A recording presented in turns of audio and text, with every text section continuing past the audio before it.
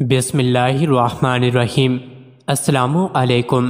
روزانہ واقعات سننے کے لیے اس چینل کو سبسکرائب کریں۔ ضلع پشاور کے دو شراکتی اس غرض سے کابل گئے تاکہ وہاں گوشت کی تجارت کریں۔ قلیل عرصہ میں انہوں نے 2-3 ہزار روپیہ کما لیا اور اپنے وطن آنے کا ارادہ کیا۔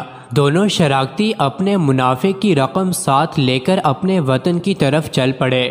جلال آباد کے قریب پہنچ کر انہوں نے ایک نابینا گداگر کو دیکھا جو راستے کے کنارے ایک بڑے درخت کے نیچے یہ صدا لگا رہا تھا، افسوس گردش دورہ نے سب کچھ چھین لیا ہے، حتیٰ کہ آنکھوں کی نظر بھی چھین لی۔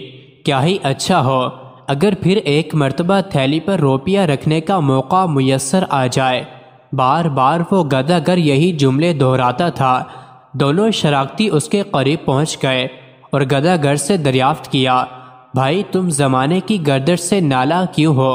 نابینا گداگر نے کہا، میں اس علاقے میں ممتاز شخصیت کا مالک تھا، میری بہت سی جائیداد تھی، لیکن قسمت نے پلٹا کھایا کہ میری آنکھوں کی بینائی بھی ساتھ لیتی گئی۔ مجھے اس بات کا بہت شوق ہے کہ اس مفلسی میں اگر اپنا نہیں تو دوسرے کا کمایا ہوا نقد روپیہ ان ہاتھوں میں ایک لمحے کے لیے رکھ کر اپنے دل کو تسکین دوں۔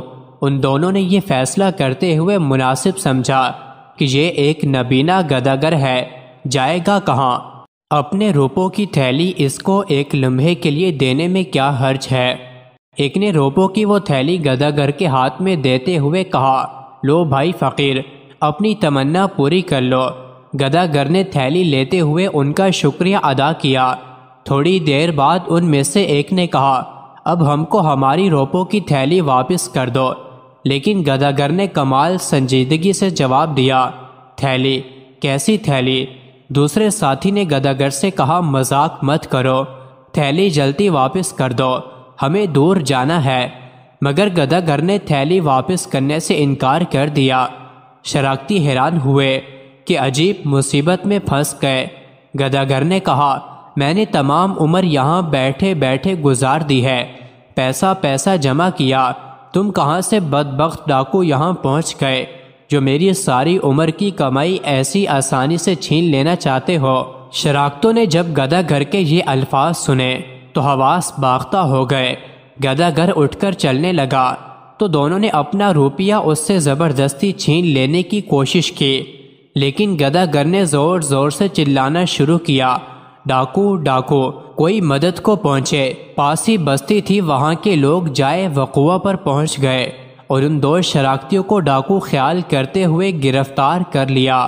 دونوں نے ہر چند کوشش کی کہ وہ دیہاتی ان کی بات کا اعتبار کرے، لیکن بے سود بستی کے لوگوں نے یہ تجویز منظور کی کہ ان ڈاکو کو بادشاہ کے دربار میں حاضر کریں اور ان کی گرفتاری کی صلے میں انعام حاصل کریں۔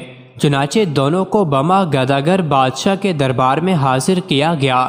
امیر عبد الرحمن عدالت کی کرسی پر متمکن تھے، درباری حاضر تھے۔ بادشاہ نے پہلے گداگر کا بیان سنا اور پھر ملزموں کی داستان مظلوم سنی اور پھر حکم دیا کہ ایک کڑاہی لے آؤ اور اس میں پانی ڈال کر خوب گرم کرو۔